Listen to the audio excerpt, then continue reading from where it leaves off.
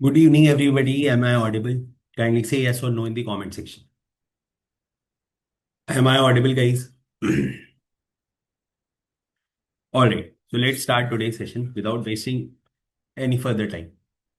So in this session, I am discussing the PYQ, जो last year का PYQ था, जो आपके पोर्टल पर भी आपने देखा होगा as a actual exam paper जो डिस्प्लेड है. So I will discuss that part. And in this part the discussion is important because एक तो टॉपिक रिपीट होते हैं एंड ऑल्सो जो लास्ट मिनट आपका रिविजन का टाइम है, आपको ये ध्यान रहेगा that what are the things that you have to keep in mind. Right. तो स्टार्ट करें with the very first question. Also ये पूरा पेपर है तो इसमें you will have everything. You will have GK also, you have current like legal और वो reasoning also and QA also. तो एक सेट में जितने जीके के क्वेश्चन आए थे वो सारे हम डिस्कस करने वाले हैं यहाँ पर. Right. So I am starting from the very first question, और जहां जहां जो जो क्वेश्चन होगा, जैसे ये रीजनिंग का है.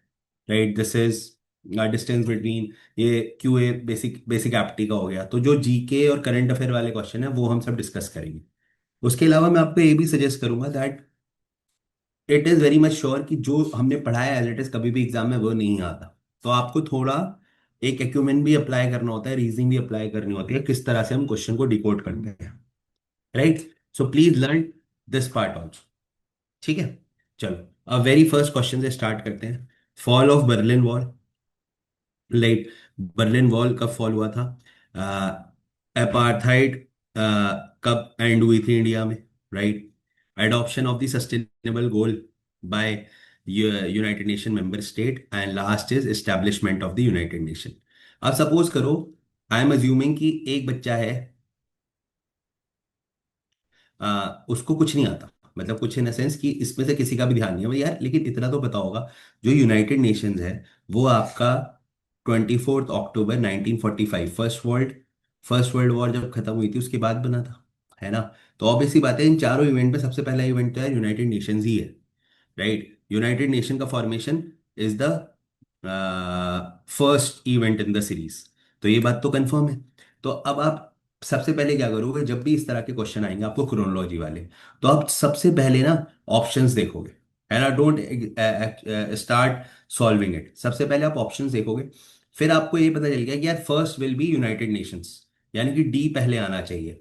अब आप नोटिस करोगे कि यार इस ऑप्शन में डी सबसे पहले सिर्फ एक ही ऑप्शन में था. तो टेक्निकली अगर मैं आप देखूं, अगर मैं बेसिक कॉमन सेंस से जाता है इस एग्जाम को अप्रोच करने, तो मैं एक ही क्वेश्चन से एक ही मतलब एक पॉइंट को जानते हुए ही पूरा आंसर कर सकता हूँ. राइट. तो I do request you kindly attempt the question like this. आपको सिर्फ ऊपर पढ़ के छोड़ देना नहीं है. ठीक है. तो याद रखना 1945 में आपका यूनाइटेड नेशन स्टैब्लिश हुआ. बर्लिन वॉल की जहां तक मैं बात करता हूँ, जो जर्मनी, ईस्ट जर्मनी और वेस्ट जर्मनी को डिवाइड करती थी बर्लिन वॉल, ये आपकी नवंबर 1989 में इसको तोड़ा गया था बर्लिन वॉल को. ठीक है. तो ये 89 हो गया. साउथ अफ्रीका में अपार्थाइड मूवमेंट जो आया तो अर्ली 90, बेसिकली 1994 में. और यूनाइटेड नेशंस ने, है ना. हाँ हाँ. ठीक है. उसके बाद यूनाइटेड नेशन ने सस्टेनेबल डेवलपमेंट गोल कब अडॉप्ट किए थे? तो यूनाइटेड नेशंस का आप देखोगे जो सस्टेनेबल, हाँ हाँ, डेवलपमेंट गोल थे वो उसके बाद अडॉप्ट किए थे अपार्थाइड मूवमेंट के बाद. राइट. तो ये ध्यान रखना है आपको. तो इसमें आंसर, जैसे मैंने बताया, 1945 से ही आप आंसर को डिकोड कर सकते थे. ठीक है. तो इस तरह के क्वेश्चन में हमेशा याद रखना है, जब भी ऐसे सीक्वेंस या क्रोनोलॉजी के क्वेश्चन आएंगे, आपको अप्रोच क्या करना है. आपको सबसे पहले, अगर लेट से आपको ये क्वेश्चन का एक भी नहीं आता था अभी, तो जैसे मैंने बताया एक आता है, आप सीधे स्टार्ट करो ऑप्शन से. है ना. तो ऑप्शन से आप स्टार्ट करोगे तो देखो पहला ऑप्शन बोल रहा है ए बी सी डी. है ना. First is A B C D. तो मेरा कॉमन सेंस साफ बोलता है कि यार United Nation sustainable development goal adoption से पहले तो बन ही नहीं सकता. तो मैं इस तरह से ऑप्शन ए को कट डाउन कर दूंगा. ठीक है. ये मैं आपको सिखा रहा हूँ कि इस तरह से हमें कट डाउन करना होता है जस्ट बाय हैविंग अवेयरनेस. तो पहला ऑप्शन मेरे यहाँ कट हो गया. दूसरा क्वेश्चन ऑप्शन कह रहा है B A C D. If you see B A C D, इसमें भी डी लास्ट में आ रहा है. तो अगर डी लास्ट में आ रहा है ऑब्वियसली ये ऑप्शन भी नहीं हो सकता, एस्टेब्लिशमेंट ऑफ यूनाइटेड नेशन। ठीक है। तब मैं इन दोनों ऑप्शंस पे आ गया, राइट। और जब मैं इन दोनों ऑप्शन पे आया तो मुझे यहां पता चला दोनों ऑप्शन कॉमन है और सी लास्ट में ही होगा। तो सी मुझे चेक करने की अब जरूरत ही नहीं है, because C event is at the last. ठीक है, अब मुझे बस यहाँ पे ये देखना था पहला कौन सा हुआ है ना। तो first event obviously formation of United nation. So my point here is, इस तरह से एग्जाम को अप्रोच करना होता है, आपको सब कुछ पढ़ा हुआ कभी नहीं आएगा। ठीक है। तो अब जैसे ये क्वेश्चन था, मैं मान के चल सकता हूँ आपको ये पता होगा फॉर्मेशन ऑफ यूनाइटेड नेशन कब हुआ है, आपको ये बताओ साउथ अफ्रीका में आर्पेसाइड मूवमेंट कब एंड हुई है, लेकिन may be it quite possible कि चारों पॉइंट्स आपको नहीं पता होंगे, राइट। सो जब ऐसा केस फंसता है, please go with the option first, option से जाओगे you will get the answer. तो this is the first question. और देखते हैं दूसरा। ये तो रीजनिंग का हो गया। थर्ड है, ये वाले क्वेश्चन देखो कितने इजी होते हैं। x2 - x1 y2 - 1, simple distance का फॉर्मूला होता है अंडरस्कोर करके, है ना, रूट करके y2 - y1 + x2 - x1, उससे आ जाएगा ये। पर मेरा काम ये पढ़ाना नहीं है, मुझे साइंस तो मुझे जीएस वाले क्वेश्चंस देखने हैं। ये यूनिट डिजिट का वही 4 को से डिवाइड करके कर देते हैं ऐसे भी। ठीक है। ये ऑड वन आउट है, मिल्क वाटर ऑयल शुगर। ठीक है। ये कोई भी बता देगा इस क्वेश्चन को। ये वो वाले क्वेश्चन हैं बेटा जो कि सब करके आएंगे, राइट। क्वेश्चन नंबर 6 देखते हैं। ये basically the angle of the top of the tower, है ना। ये angle of the top of the tower, straight line passes to the base, complementary height of the tower पूछा हुआ है। ठीक है। तो खैर इसमें ये क्यों उसका हो गया, मेंसुरेशन का हो गया। क्वेश्चन भी देखते रहो, ठीक है। बिकॉज ये एक्चुअल PYQ है, लास्ट ईयर 13 मई की जो शिफ्ट हुई थी वही पेपर है। फिर उसके बाद कंप्लीट करने वाला था। फिर आते हैं यहाँ पर 36 84 42, एक्स एक्स की वैल्यू पूछिए क्या है। हाँ सर ये क्वेश्चन जी, सर ये क्वेश्चन जीजिए। हाँ हाँ, GGSIPU में भी बेटा देखो अवेयरनेस तो है ही, आएगी। तो ये क्वेश्चन वहाँ भी काम आ जाएंगे। हाँ हाँ हाँ। तो ये आपको ध्यान रखना है।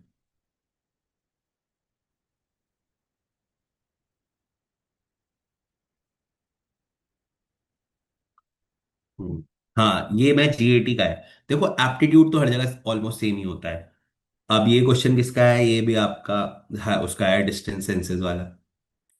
अब आते हैं यहाँ पे। अब ये आ गया हमारा अवेयरनेस का क्वेश्चन। ठीक है। Human in human the calcium plays a role in, क्या रोल प्ले करता है कैल्शियम। अब पहले इसके ऑप्शन देखो। तो ऑप्शन में आप देखोगे बहुत सारे हैं, ABD, ABC, ABCD और BCD। ठीक है। तो कैल्शियम सबको पता है यार, बोन्स में तो होगा, है ना। ये तो हर कोई बता सकता है कि बोन में तो कैल्शियम हमेशा ही होगा, है ना। अगर इतना नहीं पता तो ये तो बॉर्नवीटा के ऐड में ही आ जाता है ना। तो बोन फॉर्मेशन ए ऑप्शन तो हर जगह आएगा। तो ऑब्वियस सी बात है जहां पर ए ऑप्शन हर जगह आएगा, तो I will cut this option, ये एक ऑप्शन आप हटा दोगे। नाउ यू विल सी ए हर जगह है। अब जहां पर ए है तो बी भी हर जगह है। तो बी, बी, ए और बी तो यानी कि दोनों जगह होंगे, तो ये तो हमें चेक करने ही नहीं। Now we have to see whether C और डी है कि नहीं, है ना।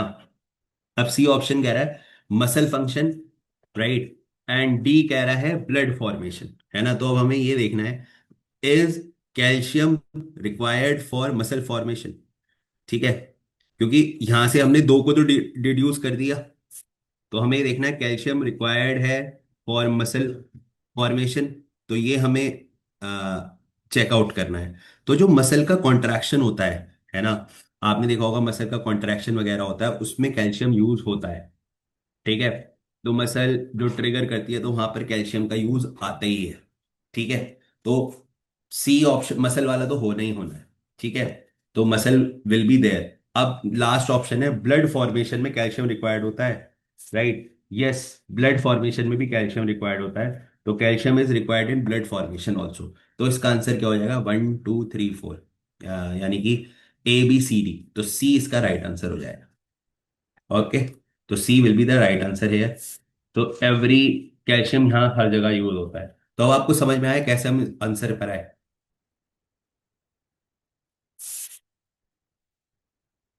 ठीक है। हाँ हाँ सर, मोस्टली सी ऑप्शन, ऐसा कुछ नहीं है मोस्टली सी ऑप्शन होता है। पर मैं आपको ये भी बता रहा हूँ किस तरह से आपको डिड्यूस करना है। आंसर्स। ठीक है, चलो आगे आते हैं टुवर्ड्स नेक्स्ट क्वेश्चन।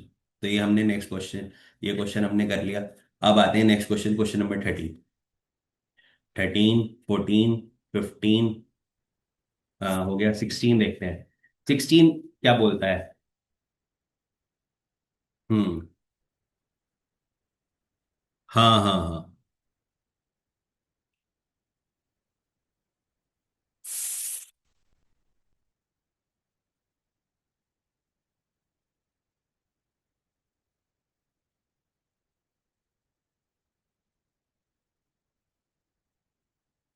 बेटा देखो, अभी एक स्टूडेंट का डाउट है सर ब्लड में कैसे, तो एक मिनट रुक जाओ जरा, मैं ना वाइट स्क्रीन शेयर कर देता हूँ। Just just just wait for a second. एक बार मैं वाइट स्क्रीन शेयर कर देता हूँ,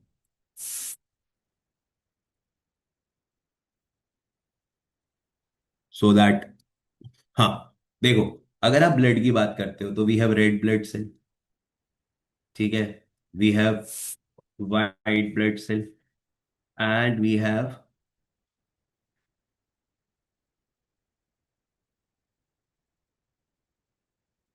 प्लेटलेट्स। ठीक है, तो red blood cell is RBC, white blood cell is WBC, and platelets जो ब्लड क्लॉटिंग में हेल्प करता है। रेड ब्लड सेल को रेड ब्लड सेल इसलिए बोलते हैं क्योंकि इसमें ऑक्सीजन होता है और आयरन होता है। Iron basically haemoglobin. ग्लोबिन यहाँ पे प्रोटीन हो गया, right? So it is red blood. अब ऑक्सीजन है तो ये क्या काम करेगा? ऑक्सीजनेशन, जो हमारे सेल्स हैं वहां पर ऑक्सीजन प्रोवाइड कराएगा, राइट? वाइट ब्लड सेल क्या करेगा? जो हमारी बॉडी है उसके अगेंस्ट जो भी फॉरेन इन्वेजन हो रही है, तो ये बेसिकली प्रोटेक्ट करेगा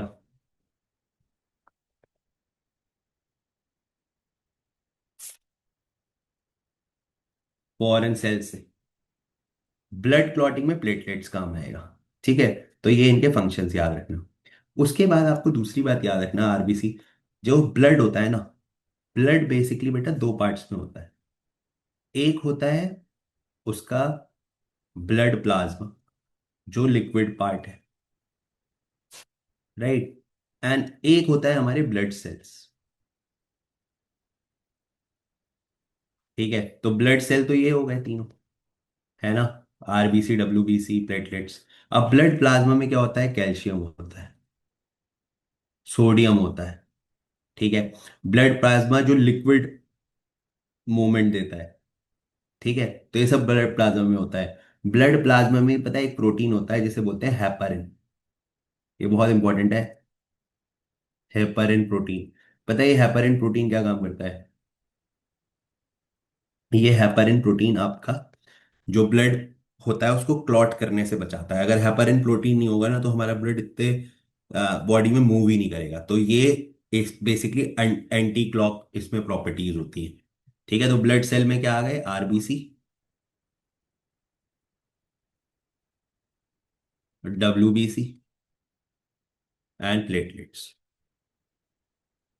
तो ये सारी बातें आपको याद रखनी है, इसको छाप लेना। हाँ हाँ, बोल सकते हो तन्वी आप उसे, ठीक है? तो ये याद रखना सारी ब्लड,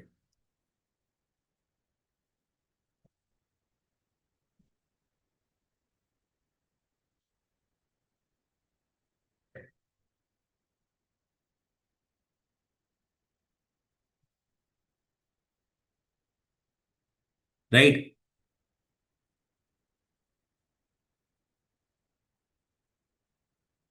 तो ये याद रखना है, फिर हमें आगे चलना है। अगर आपके एग्जाम में क्वेश्चन आए कि जो ब्लड ग्रुपिंग है ये किसने डिफाइन करा है ब्लड ग्रुपिंग, है ना? तो it is defined by Carl's lands Landsteiner. तो कार्ल्स लैंडस्टेनर ने ब्लड ग्रुपिंग डिफाइन करी है, जो ABO होती है, ठीक है? Already shared in the group बेटा, ऑलरेडी शेयर्ड,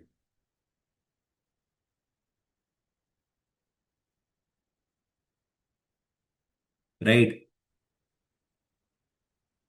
अब बात कर लें ब्लड, अगर आपके एग्जाम में क्वेश्चन आए जो ब्लड सर्कुलेशन होता है।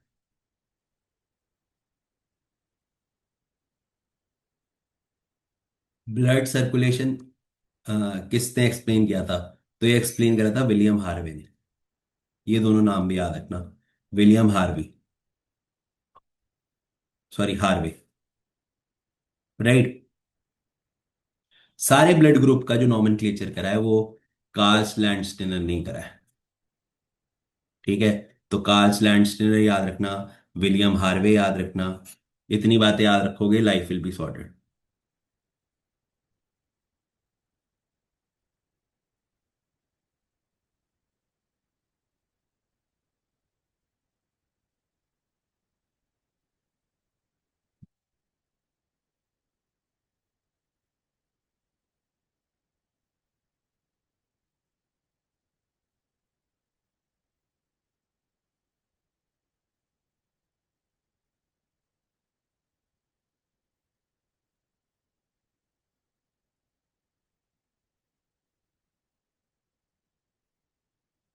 राइट।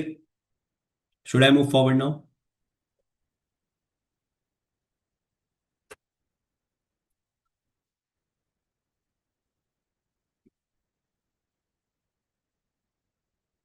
ठीक है।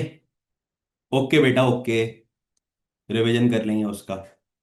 अगर आपने शीट कर लिया तो आपका मोर और लेस इतना हो गया, तो ये मैंने आपको एड ऑन भी बता दिया इस वाले क्वेश्चन को देखते हुए। ठीक है। अब नेक्स्ट क्वेश्चन पे आते हैं। काइनेमेटिक्स डील्स इन, काइनेमेटिक्स किसकी बात करती है? तो काइनेमेटिक्स, अगर आप बात करोगे तो ये मोशन की बात करती है, काइनेमेटिक्स। ठीक है, नाम से ही समझ में आ रहा होगा।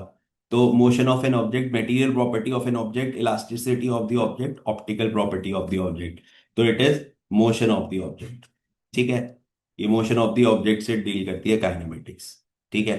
अगर मैं आपको न्यूटन लॉज की बात करूं, क्योंकि काइनेमेटिक्स में न्यूटन लॉज बहुत इंपॉर्टेंट होते हैं, तो याद रखना वी हैव थ्री लॉज, है ना।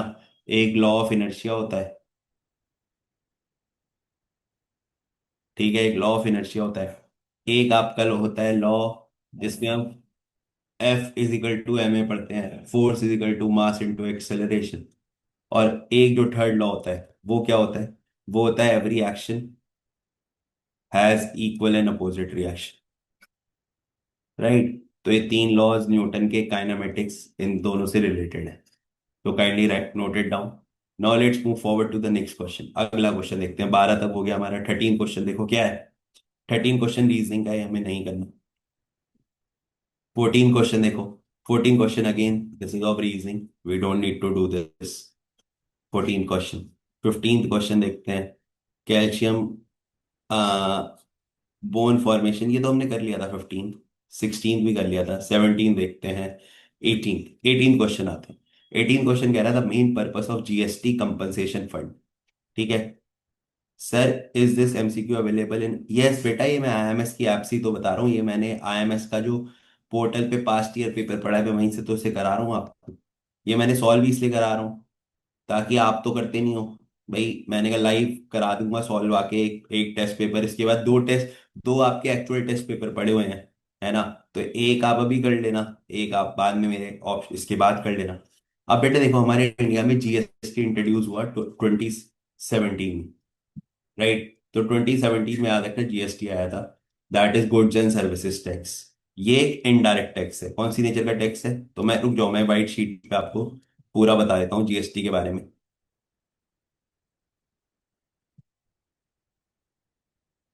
तो हमारे इंडिया में 2017 में इंट्रोड्यूस हुआ था GST, that is goods and services tax. ये गुड्स एंड सर्विस टैक्स एक तरह का इनडायरेक्ट टैक्स है, right. So it is a indirect tax, right.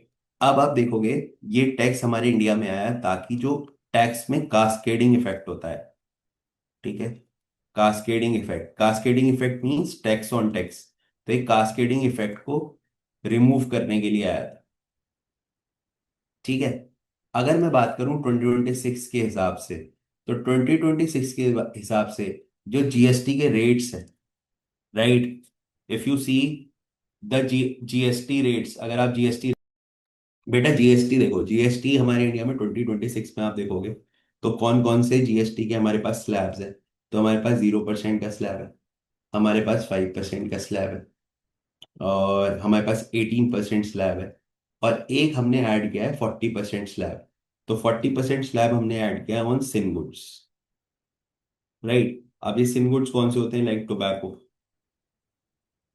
तो टोबैको हो गया सिन गुड। ठीक है, तो ये है आपका जीएसटी की कहानी, तो ये याद रखना। ठीक है, so this is about GST. 0%, 5%, 18%, right, 40%, 40% on the sin goods. तो जीएसटी स्लैब्स आपसे कोई पूछे तो ये सारे जीएसटी के स्लैब्स। ठीक है, मैंने आपको बता ही दिया था जीएसटी 2017 में इंट्रोड्यूस हुआ है इंडिया में। This is one type of indirect tax. हमारे इंडिया में तीन उसमें डिवाइडेड है। एक है सेंट्रल जीएसटी, एक है state GST. Right, so you have central GST, you have state GST, और एक आपका है आईजीएसटी। सेंट्रल जीएसटी जो सेंट्रल गवर्नमेंट वाले टैक्स होते हैं उस पे, आईजीएसटी जो एक इंटीग्रेटेड जीएसटी होता है। Right, so IGST is integrated GST. तो ये याद रखो, फिर आगे चलिए। ये मैं चेंज वाली बता रहा हूँ बेटा। ये जो मैं लेटेस्ट बताया ना, सब चेंज होके ही बताया है, जो लेटेस्ट सब चल रहे हैं। राइट, कास्केडिंग इफेक्ट होता है tax on tax, that is called as cascading effect. Right,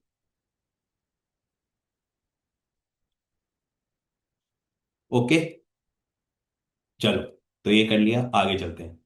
हाँ हाँ, एक पेपर मैं आज पूरा करा दूंगा। अब क्वेश्चन ये है, what are the main purpose of the goods and services compensation fund. Compensation fund क्यों बनाया गया था? जब इनिशियली जीएसटी आया था तो बहुत स्टेट को लॉस हुआ था, तो उसको कंपनसेट करने के लिए जीएसटी कंपनसेशन फंड बनाया था। वैसे भी आप इस क्वेश्चन में अगर सिर्फ आप पैसेज ही देखोगे, ऑप्शन देखोगे, तो ऑप्शन क्या कह रहा है? पहला ऑप्शन कह रहा है to provide, just a second, हाँ, तो पहला ऑप्शन आपका कहता है कि to provide funding for infrastructure development, जिसका कोई सेंस नहीं बन रहा। To provide relief to tax payer who have paid excess tax, ये भी कुछ लिंक नहीं बन रहा। यहाँ पे लिखा ही है to compensate state for the loss of the revenue and the implementation of the tax, तो इसका आंसर हो जाएगा डी। राइट, तो ये याद रखना। चलते हैं आगे। तो हमने 16, 17, 18 तक कर लिया। 19 देखते हैं। 19 एक पेट क्वेश्चन है कंट्री कैपिटल का। आपको याद होगा पूरे साल मैंने आपको ये बोला है, कंट्री कैपिटल कर लो, नेशनल पार्क कर लो, सुपरलेटिव कर लो, कहानी सॉर्ट हो जाएगी। एक क्वेश्चन वहीं से आ जाएगा, है ना? ये मैं पूरे साल आपको बोलता हुआ आया था। ठीक है, अब मुझे नहीं पता आपने करा है, और पहले दिन से मैं आप सब लोगों को ये बात बोल रहा हूँ। तो आप देखो, मेघालय है, मेघालय की कैपिटल है शिलोंग। ठीक है, मेघालय। नागालैंड की कैपिटल है कोहिमा। मिजोरम की कैपिटल है ऐजवाल, तो आंसर तो मिजोरम है। और त्रिपुरा की कैपिटल है अगरतला। ठीक है, Agartala is capital of Tripura. ठीक है, तो याद रखना, अगरतला कैपिटल ऑफ त्रिपुरा। बाकी मैंने ऑप्शंस बता दिए। तो आपको नॉर्थ ईस्टर्न स्टेट की एक बार कैपिटल को नजर मारना है, जो नॉर्थ ईस्ट स्टेट। ठीक है, तो ये ध्यान रखना, फिर हम आगे चलेंगे। आ जाओ आगे, आगे चलते हैं towards question number 20th। 20th तो ये बोर्ड वाला क्वेश्चन हो गया। 21 देखो, अभी 21 है बुक के ऊपर क्वेश्चन। अब ये जो क्वेश्चन होते हैं ये आपको एक तरीके से 15-20 बुक्स का लॉट याद रखना पड़ेगा, तभी ये क्वेश्चन होंगे, वरना ये नहीं होंगे। ठीक है, तो अब इस क्वेश्चन को भी करने के लिए थोड़ा आपको ऑप्शंस भी यूज करनी चाहिए, बिकॉज कई बार क्या होता है, हमें एक दो आते हैं तो हम उसे ऑप्शन से डिकोड कर सकते हैं। जैसे टेम्पेस्ट जो है वो विलियम शेक्सपियर की, यानी कि ए का टू। अब आप देखोगे ए का टू किसी ऑप्शन में है, यस, एक ही ऑप्शन है जिसमें ए का टू आ रहा है, यानी कि एक ही ऑप्शन। अगर आपको बस विलियम शेक्सपियर वाली बुक भी पता होती ना, आपको ये पूरा आंसर करने में कोई रोकता नहीं। ठीक है, तो एक ऑप्शन से ही आप कर सकते हो।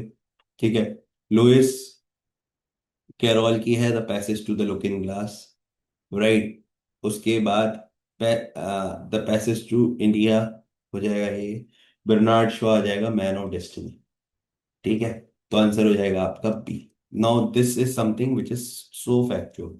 ये फैक्चुअल इंफॉर्मेशन है, और इसमें आपको क्या करना है, इसमें आपको रीडिंग ही करनी है सर। ठीक है, तो ये बस रीड करके रख लो, ज्यादा याद नहीं करना। अब ये आपका लक है कि आपकी पढ़ी हुई बुक आ गई, तो it is well and good for you. अगर नहीं आई तो मेरा मानना ये है, अगर आपने 20-25 भी याद रख ली है तो एक तो यार कोई भी सेट हो जाएगी। ठीक है।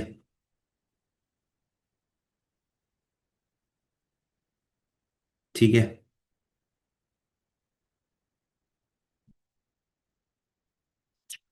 बेटा, इसमें ऐसा सच इंपॉर्टेंट नहीं है। जो मैंने पूरे साल आपको कराया है ना, वही है जो मैंने अभी बीच बीच में आपको शेयर किया था। बस उतना ही कर लो आप। ठीक है, चलो मैं कोशिश करूंगा, मैं एक लिस्ट बना के भेज दूंगा आपको, तो आपको मिल जाएगा। है ना, just give me one more day. By Sunday I will share a list of some of the important books. अगर उसमें से फंस गई तो फंस गई। ठीक है, आ जाओ आगे। चलते हैं आगे towards next question. Same IQ के लिए भी ये सेम फोकस करनी है। करंट अफेयर जो अवेयरनेस है वो सेम है, चाहे आईक्यू हो सीयूटी हो, सब सेम है। राइट, आ जाओ। 20th question. बेटा आईक्यू के प्रीवियस ईयर क्वेश्चन आपके जो मॉक्स हुए हैं ना ऑफलाइन, उनको ही रिवाइज कर लो, वो आईक्यू पैटर्न पे ही है। अब आते हैं क्वेश्चन नंबर 23 पे। क्वेश्चन नंबर 23 पॉलिटी कॉन्स्टिट्यूशन का है। ये बात करता है सिटीजनशिप की। ठीक है, तो हमारा जो इंडिया है ना, हमारे इंडियन कॉन्स्टिट्यूशन का जो पार्ट 2 है Indian constitution, part 2 Indian constitution deal करता है सिटीजनशिप से। और ये जो सिटीजनशिप कॉन्सेप्ट है, ये हमने कॉपी करा है यूके के कॉन्स्टिट्यूशन से। So we have copied it from UK constitution citizenship. अब सिटीजनशिप की अगर मैं बात करूं, तो यूके कॉन्स्टिट्यूशन से हमने कॉपी करा है, पार्ट 2 ऑफ इंडियन कॉन्स्टिट्यूशन में है। और इसमें जो आर्टिकल आते हैं वो भी आते हैं कहाँ से, 5 to 11। अब इसमें जो आर्टिकल 9 है वो क्या डील करता है, तो आर्टिकल 9 बात तो सिटीजनशिप की करता है, लेकिन वो काम क्या करता है। तो आर्टिकल 9 बोलता है, अगर सपोज करो कोई इंडिविजुअल है ए, उसने किसी दूसरी कंट्री की सिटीजनशिप ले ली, तो उसकी जो सिटीजनशिप होगी, इंडिया की जो उसकी सिटीजनशिप होगी, वो क्या हो जाएगी, कैंसिल हो जाएगी। राइट, मतलब अगर आप किसी ने वॉलेंटरीली अक्वायर कर दी फॉरेन सिटीजनशिप, तो उसकी जो इंडियन की सिटीजनशिप है वो कैंसिल हो जाएगी। तो पहला ऑप्शन कह रहा है person who migrated to India from Pakistan, ये नहीं है। Indian who reside outside, Indians who reside outside India, उनके लिए नहीं है। Person who voluntary acquired foreign citizenship, तो इसका आंसर क्या होगा, इसका आंसर होगा सी। राइट, तो सी इज द राइट आंसर। यहाँ पे सी राइट आंसर लिखना बस। ठीक है, तो आर्टिकल 9 क्या है वो मैंने आपको बता दिया, सिटीजनशिप क्या है वो मैंने बता दिया। इस क्वेश्चन में आपको मुझे नहीं लगता और कोई डाउट आ रहा होगा। जल्दी से चलते हैं क्वेश्चन नंबर जो भी नेक्स्ट अवेयरनेस का क्वेश्चन है। आर्टिकल बेटा जो मेन मेन है वो याद रख लो, जो क्लास शीट में मेन मेन आर्टिकल डिस्कस कराएं वो याद रख लो। अगर मैं आपको रफ में रिवाइज कराऊं क्या क्या आर्टिकल आपको याद करने हैं, तो एक मिनट जरा मुझे व्हाइट शीट शेयर करने दो। मैं आपको कुछ 8-10 आर्टिकल बताता हूँ जो आप याद कर लो, अगर आप रिवीजन, लास्ट मिनट रिवीजन के लिए, जो कि इनफ है। जैसे कि आपको आर्टिकल 1 पता होना चाहिए। ठीक है, आर्टिकल 14 पता होना चाहिए। मेजर मेजर आर्टिकल बता देता हूँ, 19 पता होना चाहिए। आर्टिकल 32 पता होना चाहिए। ठीक है, और उसके बाद आर्टिकल 21 पता होना चाहिए। तो ये कुछ बेसिक आर्टिकल है। जैसे आर्टिकल 1 बात करता है India, Indian states and union territory.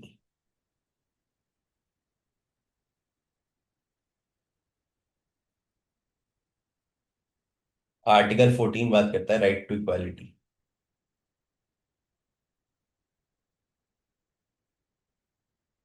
Article 19 बात करता है फ्रीडम, राइट टू फ्रीडम की,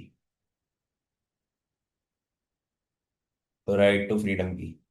आर्टिकल 32 बात करता है right to constitutional remedies, right to constitutional remedy. अब इसी आर्टिकल को, आर्टिकल 32 को ही डॉक्टर बी आर अम्बेडकर ने बोला था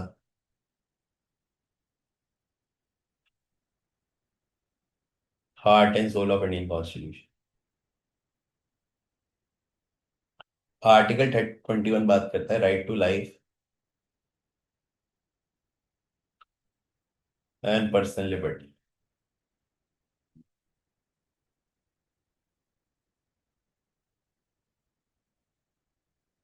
ठीक है, तो ये कुछ मेजर आर्टिकल्स याद रख लेना, फिर हम आगे चलते हैं। एक बार जब लिख लोगे तो जल्दी से यस बोल देना, so that I can move forward.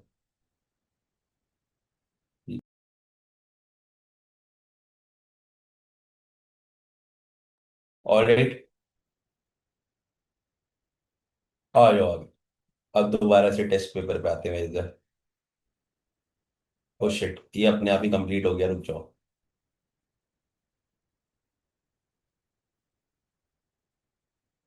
1 minute रुक जाओ जरा, मैं दोबारा से लॉन्च करता हूँ उसे।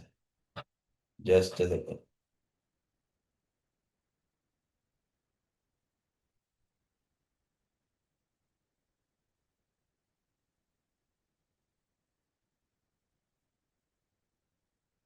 Is this screen is visible to you guys? ये स्क्रीन विजिबल है?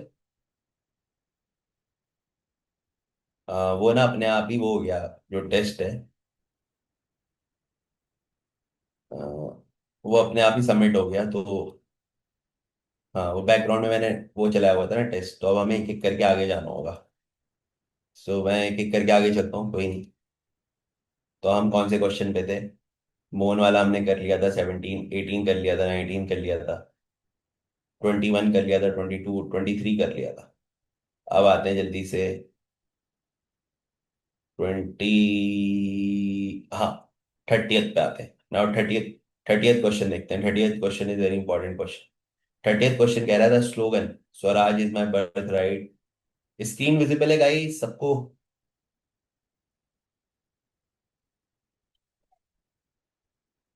ऑलराइट, तो ये कह रहा है slogan Swaraj is my birth right and I shall have it. ठीक है, Swaraj is my birth right I shall have it. तो Khilafat movement, Poona pact, civil disobedience movement, home rule league. तो याद रखना है, ये पहले मैं सारे इवेंट आपको लिख देता हूँ। होम रूल लीग हुआ था 1916, सिविल डिसोबीडियंस मूवमेंट हुआ था 1913, पूना पैक्ट हुआ था 1932 में, और खिलाफत मूवमेंट हुआ था 1990। ठीक है, तो खिलाफत मूवमेंट हुई थी, तो बेसिकली ब्रिटिशर्स ने क्या करा था, जो पोस्ट ऑफ खलीफा है उसको हटा दिया था। पूना पैक्ट हुआ था डॉक्टर अंबेडकर वर्सेस गांधी, तो उनके बीच में हुआ था ये। तो इस पैक्ट में बेसिकली जो डिप्रेस क्लासेस थे उनको रिजर्वेशन की बात की गई थी। होम रूल लीग में दादा भाई बाल गंगाधर तिलक, तो ये जो वो है ना, Swaraj is my right I shall have it, ये बाल गंगाधर तिलक,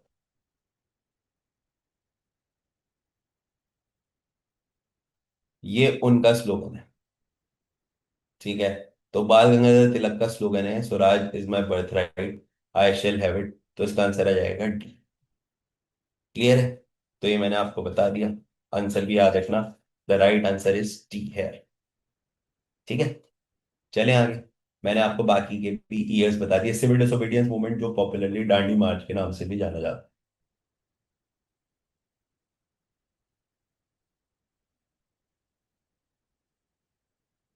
ठीक है, सो दांडी मार्च।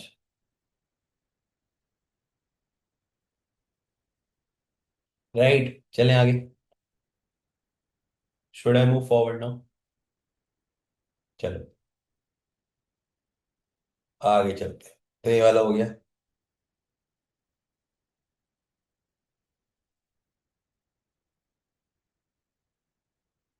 ये मेंसुरेशन है, ये सी एस आई है, ये इमेज वाला क्वेश्चन है।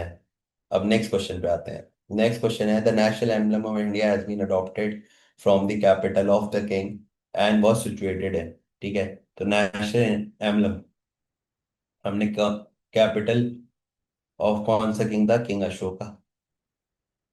राइट, और ये कहाँ पे सिचुएटेड है? सारनाथ। राइट, तो आंसर क्या आ जाएगा? P will be the right answer.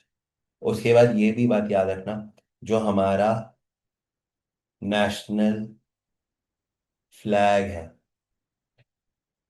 Right, वो हमने कब अडॉप्ट किया था? वो हमने अडॉप्ट किया था 22 जुलाई 1947 को। अगर क्वेश्चन आए यार नेशनल एंथम किसने डिजाइन करा था, तो वो करा था बंगाली विजय, राइट, जो national anthem, national flag design किया था। अगर बात करें नेशनल सॉन्ग की, और बात करें नेशनल एंथम की, तो ये दोनों ही बंगाली ने लिखे हैं। तो नेशनल सॉन्ग याद रखना, बंकिम चंद्र चटर्जी, चट्टोपाध्याय भी दे सकते हो आप।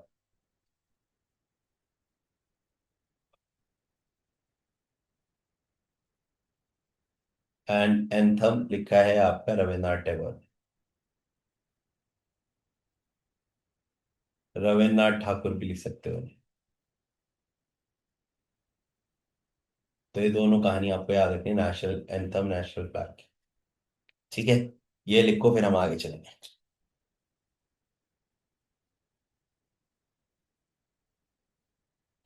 ठीक है, ये क्योंकि नेशनल नेशनल वाली वाली चीज है, नेशनल सॉन्ग अभी बहुत इंपॉर्टेंट भी चल रहा है, वंदे मातरम, है ना।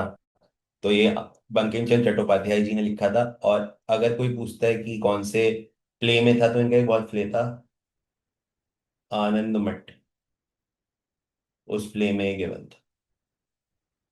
ठीक है, तो ये सारी कहानी याद रखना, फिर हम आगे चलेंगे।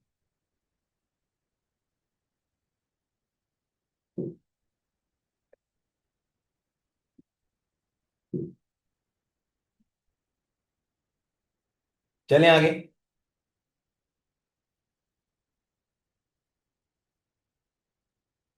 काइंडली से यस और no in the comment section.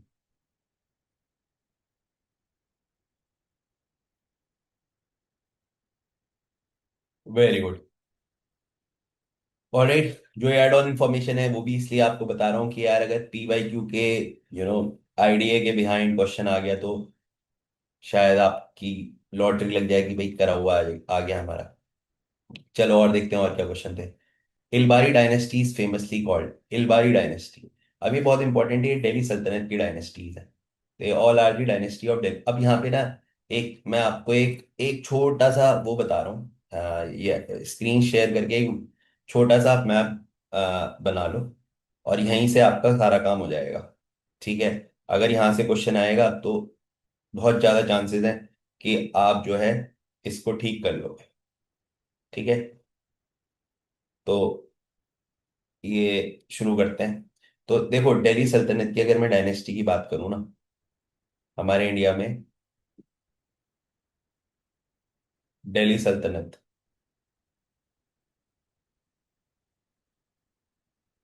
तो दिल्ली सल्तनत पे याद रखना 1192 में हुआ था second battle of Tarain.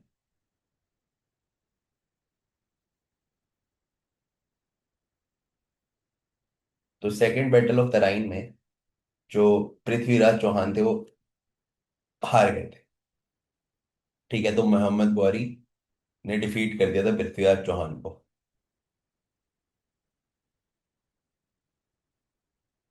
Defeated Prithviraj, right. अब उसके बाद क्या हुआ, मोहम्मद गौरी का एक स्लेव था जिसका नाम था कुतुबुद्दीन ऐबक।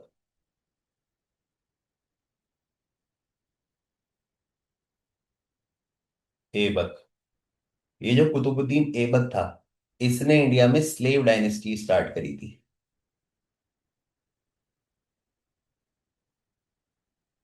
राइट, इन ईयर 1206।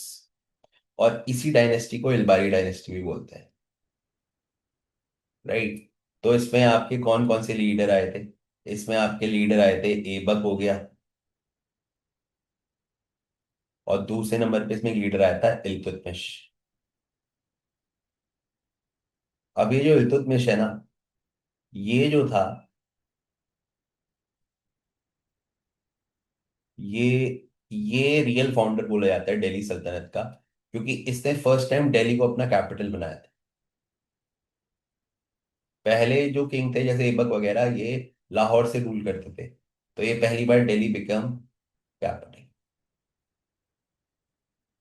राइट। तो याद रखना, पहले स्लेव डायनेस्टी आई थी दिल्ली में, उसके बाद खिलजी आए थे। ठीक है। उसके बाद तुगलक आए थे। उसके बाद सैयद आए थे।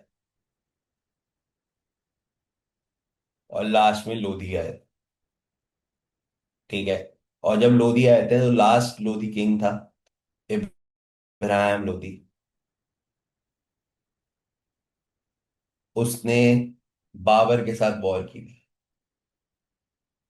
और ये वॉर हुई थी 1526 में।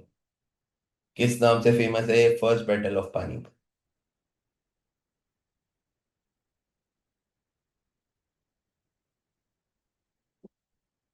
राइट। तो एक कहानी याद रखना, फिर हम आगे चलेंगे।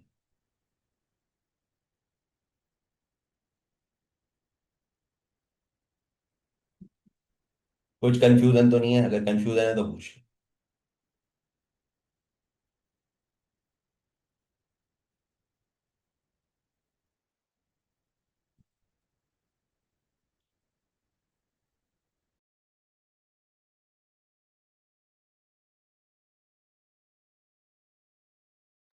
देखो, कुतुबुद्दीन ऐबक मोहम्मद गौरी का स्लेव था। ठीक है, उसने स्लेव डायनेस्टी स्टार्ट करी, जिसे इलवारी डायनेस्टी बोलते हैं। उसके बाद ऐबक के बाद आया इल्तुतमिश। इल्तुतमिश को लीडर फाउंडर बोलते हैं दिल्ली का, क्योंकि उसने दिल्ली को अपनी कैपिटल बनाया था। तो इस तरह से पहले स्लेव डायनेस्टी आई थी, फिर खिलजी आई थी, फिर तुगलक आई थी, फिर सैयद आई थी, और लास्ट में लोधी डायनेस्टी आई थी। फिर इन दी ईयर 1526 इब्राहिम लोधी के साथ बाबर का वॉर हुआ था, फर्स्ट बैटल ऑफ पानीपत, जिसको बाबर जीत गया था, और उसके बाद इंडिया में मुगल डायनेस्टी स्टार्ट हुई थी। ठीक है। हाँ। ये पानीपत में ना 3 बैटल हुई थी। तो पानीपत में पहली बैटल तो मैंने आपको बता दी, जो हुई है बाबर वर्सेस इब्राहिम लोदी की। इसके बाद एक सेकंड बैटल हुई थी। सेकंड बैटल हुई थी आपकी बैरम खान, बैरम खान जो कि अकबर के सेनापति थे, वर्सेस हेमू विक्रमादित्य। ये हुई थी आपकी 1576 में। फिर एक बैटल हुई थी, थर्ड बैटल ऑफ पानीपत। ये हुई थी बिटवीन अहमद शाह अब्दाली वर्सेस मराठा। ये हुई थी 1761। ठीक है। तो ये तीनों बैटल मैंने आपको बता दी, तो एक बार लिख लो ये, फिर आगे चलता है।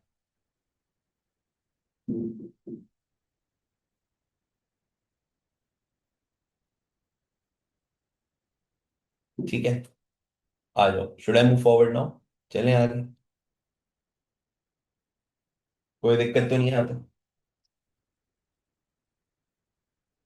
Is it fine? हाँ, तो first battle between Babar and Ibrahim Lodi in 1526। Second battle Bairam Khan with Hemu 1576। Third battle Ahmad Shah Abdali with king Maratha 1761। ठीक है। विनर इसमें बैरम खान विनर था, और अहमद शाह अब्दाली में अहमद शाह अब्दाली विनर था। जो भी मैंने पहले लिखे हैं वो तीनों विनर है। आ जाओ आगे। तो क्वेश्चन नंबर 30 तक हमने कर लिया। 35 तक, सॉरी। 36 देखते हैं। 36 है कंट्री करेंसी का। तो ये भी आपको इतनी बार बताया हुआ है क्लासेस में, कंट्री करेंसी कंट्री करेंसी। तो आपको कुछ नहीं पता, ये तो पता है जापानीज क्या होता है। जापान की करेंसी येन है ना? चाइना की युआन है। रशिया की रूबल है।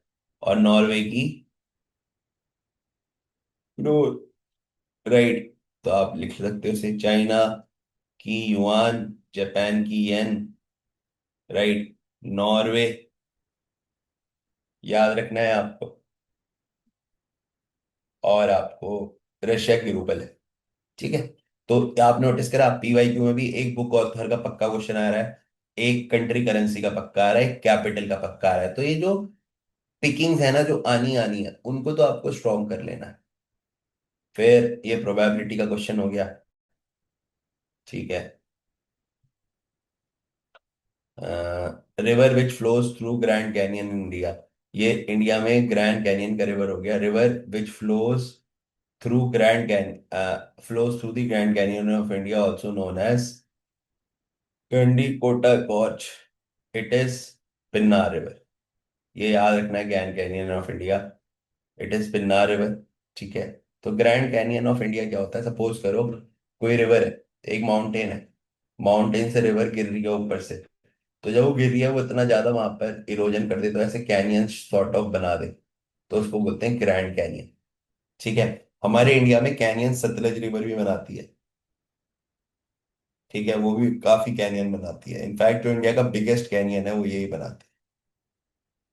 ठीक है, सतलज रिवर। आते हैं आगे टुवर्ड्स नेक्स्ट क्वेश्चन पे। नेक्स्ट क्वेश्चन देखो, which India's first indigenous vaccine of COVID 19 developed by. तो कोविड 19 वैक्सीन इंडिया की जो इंडिजीनियस थी, इंडिजीनियस, तो वो थी कोवैक्सिन। ठीक है। इंडिया की इंडिजीनियस वैक्सीन की अगर मैं बात करूं,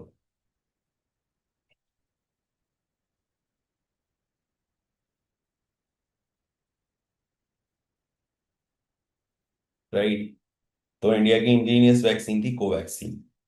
ये स्पुतनिक 5 थी, ये रशिया की थी, है ना। ये यूएसए की थी। ठीक है।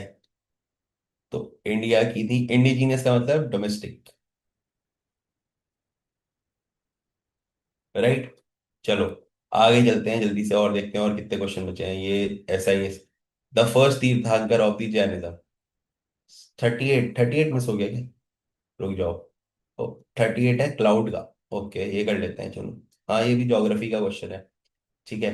क्वेश्चन कह रहा है, the cloud are classified according to their appearances and height.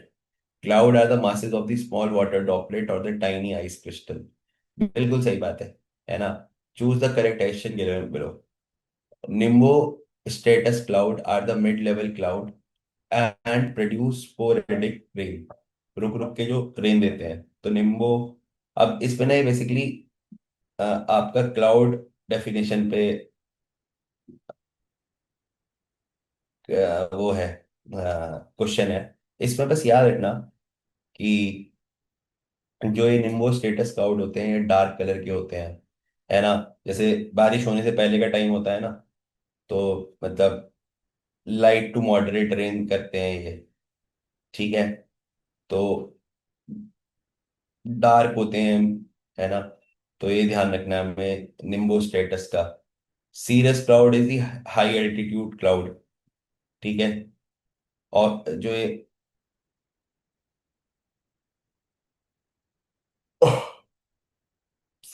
तो इसमें cirrus cloud, cirrostratus, cirrocumulus, तो ये वाला ऑप्शन तो बिल्कुल ठीक है, दैट ऑप्शन बी। बेटा ये इस पूरे सेट में हम क्वेश्चन देख लेंगे, जो जितने आ गए हैं तो हम सारा पूरा कर लेंगे। ठीक है। अब alto heaps of the cloud flat bases round top. ठीक है। Altocumulus cloud, cloud are classified according to their height and appearances, ये बात भी बिल्कुल ठीक है। तो आप देखोगे ए भी ठीक है, बी भी ठीक है। अब हमें बस चेक करना है सी और डी। ठीक है। ए और बी आप देखोगे आपको काफी ऑप्शन में मिल जाएंगे। तो Alto he heaps cloud having flat base and rounded top. तो मुझे बताओ जरा इसका आंसर क्या होगा।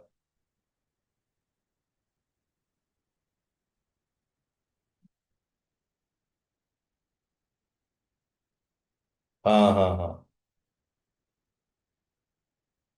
ठीक है।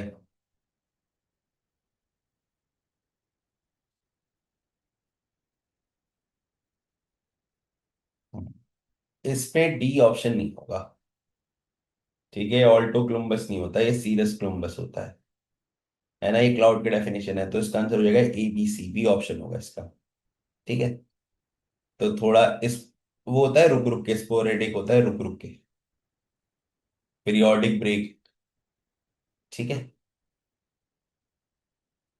तो इसमें बस याद रखना है आपको, ये क्लाउड्स की डेफिनेशन है। तो दिस, ये जो ऑप्शन है डी ऑप्शन, ये ऑटो क्लुम्बस क्लाउड में नहीं होता है, सीरस क्लुम्बस क्लाउड में होता है, flat base and rounded tops. Right, आ जाओ। 38, 39 ये हो गया था हमारा, वो वैक्सीन वाला हो गया था। अब 45 43 देखते हैं। 43 देखते हैं, the first tirthankar of Jainism believe to be. तो बेटा याद रखना, जैनिज्म में ना टोटल 24 तीर्थंकर हुए हैं। फर्स्ट तीर्थंकर थे ऋषभ देव, जो 24th तीर्थंकर थे, ठीक है, वो थे महावीर। जो 23rd थे वो थे पार्श्वनाथ। ठीक है, तो याद रखना फर्स्ट तीर्थंकर जैनिज्म। अरिष्ट 22nd थे। तो बस इतना याद रखो, ये हो जाएगा। फर्स्ट याद रखना, 24th याद रखना तीर्थंकर। जैसे सिखिज्म में गुरु होते हैं ना, 10 गुरु, ऐसी जैनिज्म में आपके 24 तीर्थंकर होते हैं। ठीक है, तो काइंडली नोट इट डाउन। अब आते हैं आगे towards next question. Next question देखते हैं जल्दी से।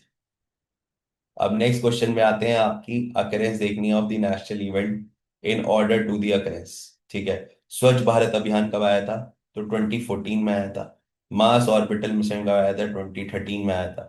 राइट टू इंफॉर्मेशन कब आया था? 2005 में आया था। इकोनॉमिक लिबरेशन कब हुई थी? 1991 में हुई थी। राइट, मैं कह रहा हूं आपको अगर सारा नहीं आता, तो आपको मैंने इस क्वेश्चन को करने का तरीका बताया, पहले आप ऑप्शन पढ़ोगे। ऑप्शन जब आप पढ़ोगे तो आप देखोगे, पहला ऑप्शन कह रहा है ABCD, और आपने ये तो पढ़ाई है इकोनॉमिक लिबरेशन कब हुई थी? 1991 में हुई थी, तो डी तो लास्ट में हो ही नहीं सकता। तो ये दोनों ऑप्शन तो आप कट कर दोगे, और बी, है ना। अब आप देखोगे सी और डी, है ना। तो यार economic liberation obviously Mars orbital mission से तो पहले ही आएगी, है ना। तो डी एनी हाउ बी से पहले आएगा, तो आंसर क्या हो जाएगा? डी। तो मतलब आप इस कॉमन सेंस से भी जाते ना, तो आपको सारे ईयर पता भी नहीं थे, तब भी आप इसका आंसर निकाल देते। तो मैं आपको बार बार बोल रहा हूँ, क्वेश्चन पढ़ के छोड़ के मत आना। ठीक है, कई बार हमें लगता है एक दो पॉइंटर नहीं आते, है ना, लेकिन कॉमन सेंस काम आएगी। सबसे पहले इकोनॉमिक लिबरेशन होगा यहाँ पे। ठीक है, 46 मिस हो गया क्या? 46 क्या था? ओ सॉरी, 46 मिस हो गया। 46 देखते हैं। A state that separate north Andaman island to the group of Myanmar. तो आप देखोगे हमारे इंडिया में एक अंडमान आइलैंड है और एक निकोबार आइलैंड है। तो पहले याद रखना है, जो अंडमान और निकोबार को जो सेपरेट करता है, वो सेपरेट करता है 10 डिग्री चैनल। और जो हमारा नॉर्थ अंडमान और को आइलैंड ऑफ म्यांमार को सेपरेट करता है, वो करता है कोको स्ट्रेट। ठीक है, तो आंसर क्या हो जाएगा? Coco strait. ठीक है, तो B will be the right answer.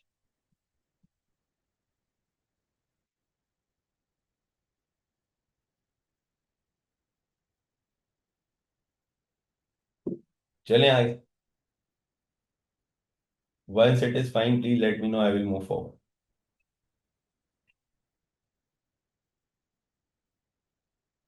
Right, चलो अब लास्ट कुछ क्वेश्चन देखते हैं।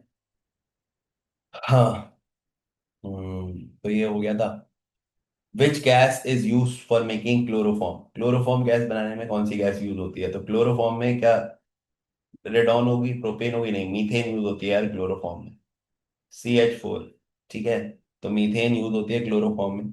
ठीक है, तो याद रखना, क्लोरोफॉर्म जो होता है उसमें आपका मीथेन को यूज किया जाता है। आप बोलो सर सिर्फ मीथेन ही यूज किया जाता है, ये भी तो क्वेश्चन आ रहा होगा, है ना? तो मीथेन के साथ क्लोरीन भी होती है, Cl2 और CH4। CH4 और Cl2 मिलके आपका क्लोरोफॉर्म बनाते हैं। ठीक है, आते हैं आगे 49 क्वेश्चन पे, ये मिसिंग टर्म का है, लास्ट क्वेश्चन है आज का।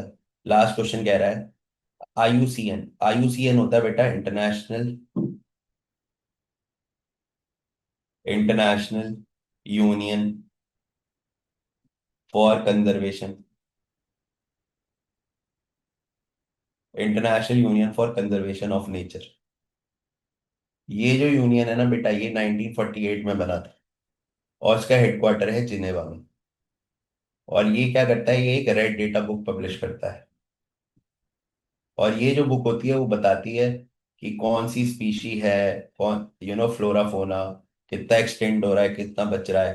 तो आंसर क्या होगा, species threaten with the exchange of exchange. Yes, very good. तो IUCN भी याद रखना। मैंने बता दिया, international union for conservation of nature 1948 में बना था, जिनेवा में हेडक्वार्टर है, रेड डेटा बुक करता है। ठीक है। तो मैंने आपको ये पूरा PYQ सॉल्व करा दिया। अब इसके बिहाफ पे आप अपनी रिवीजन कर सकते हो। आप देख रहे हो इंटरनेशनल ऑर्गेनाइजेशन के क्वेश्चन है, आप देख रहे हो करेंसी कैपिटल, ये सारे क्वेश्चंस आपको मिल रहे हैं, बेसिक साइंस के क्वेश्चन मिल रहे हैं। तो बस इतना करना और कुछ नहीं। Right. So this is all from my side. ठीक है। आप जैसे डाउट है वो पूछ लें, जैसे डाउट नहीं हो जा सकते हैं। नहीं बेटा, बहुत लिमिटेड आती है IPU CET में। ठीक है, ठीक है, आ रहा है, मैं भेज दूंगा आपको लिस्ट, चिंता मत करो। है ना, just wait for next 1 day, मैं आपको भेज दूंगा। ठीक है। हाँ। तो जितना आपने करा है बस बेसिक बात ये है, उसको रिवाइज कर लो, तो आपका काम हो जाएगा, ज्यादा चक्कर में मत पड़ो। ठीक है।